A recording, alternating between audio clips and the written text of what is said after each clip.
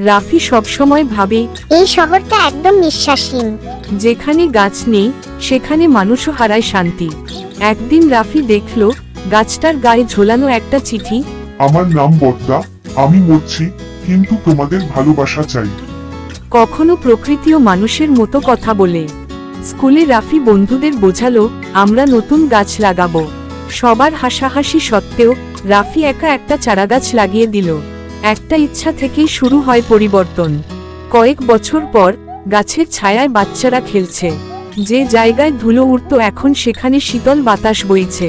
যে যত দেয় প্রকৃতি তাকে তত ফিরিয়ে দেয়। বিকেলের আলোয় রাফি সেই বটগাছের নিচে বসে হাসছে।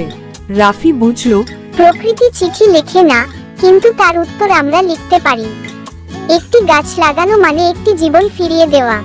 গল্পটা যদি ভালো লাগে তাহলে অবশ্যই চ্যানেলটা সাবস্ক্রাইব করবে, লাইক, কমেন্ট এবং শেয়ার করতে ভুলবেন না প্লিজ।